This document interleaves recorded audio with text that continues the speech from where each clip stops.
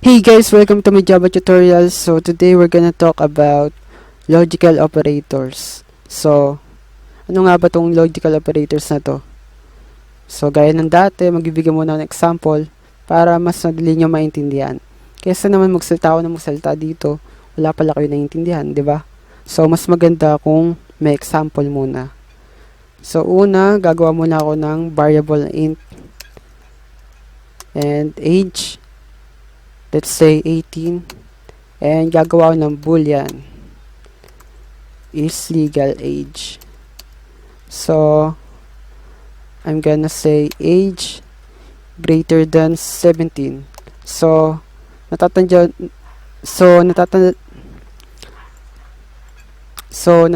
nyo pa guys, kapag relational operator yung ginamit, ang nire-return niyang value is boolean. So kaya sinave ko siya sa boolean variable.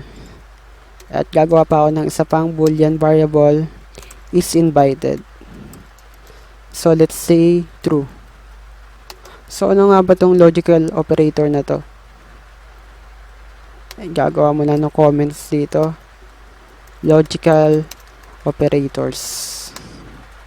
So ang una nating logical operator is AND.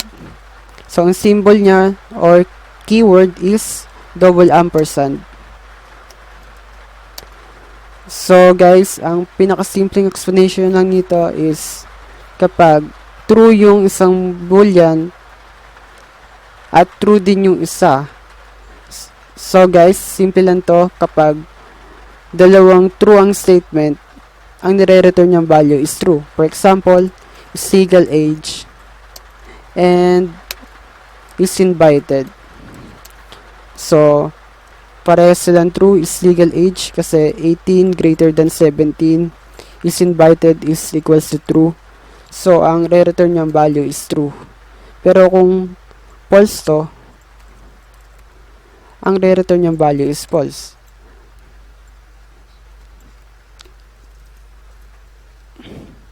So, lagay natin sa if statement para maniwala kayo. So, yan. Is legal age and is invited. So kung true to and true din tong is invited, ang re-return niyang value is true. So ma-execute tong if statement. So ang lalagay ko is welcome to the party. Have a blast. So, ayan, run natin.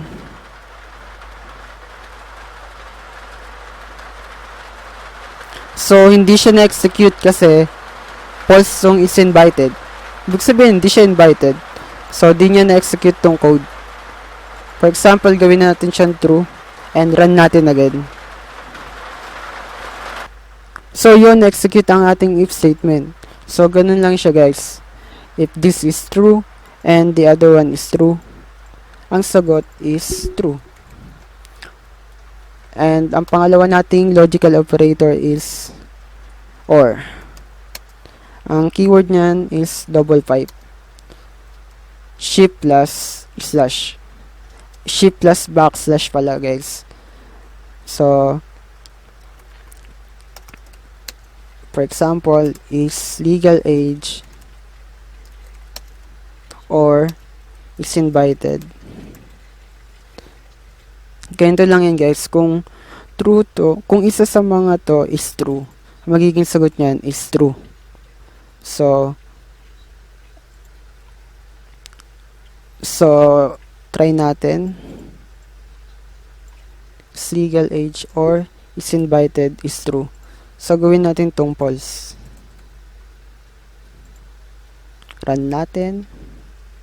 So yun, na-execute pa rin yung code kasi true yung is legal age. So, ganun lang yung kasimple. And meron pa tayong isa na logical operator. Pasensya na guys, akala ko kasi relational operator to, kaya nalagay ko siya.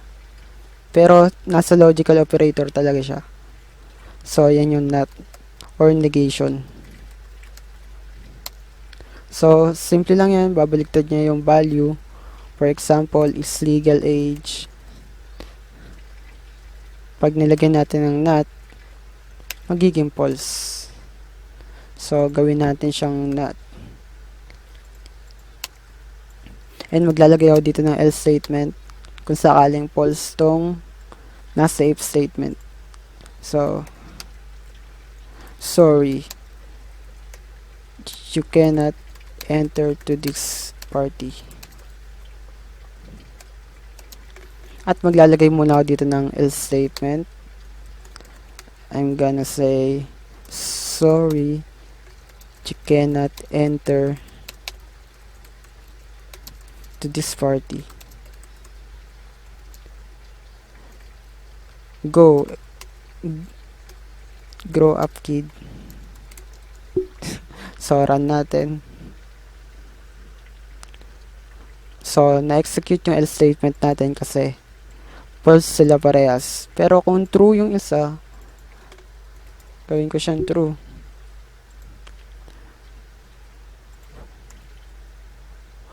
Welcome to the party and have a blast.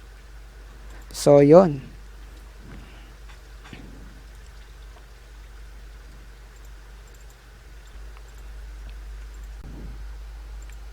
And pwede rin sila guys pagsamahin itong tatlong logical operators para mas maging complex pa yung condition natin. So, gagawa muna ako ng iba pang boolean variable. Let's say, has VIP access. Gawin kong false and boolean has driver license. So, gawin ko siyang true. And pagsasabayan ko sila, lalagyan ko muna ito ng parenthesis. And has VIP access or has driver license. So guys, ang unang gagawin niyan is evaluate nyo muna tong value na to. Is not legal age. So, true ito, magiging false. Is invited. Gawin natin siyang true.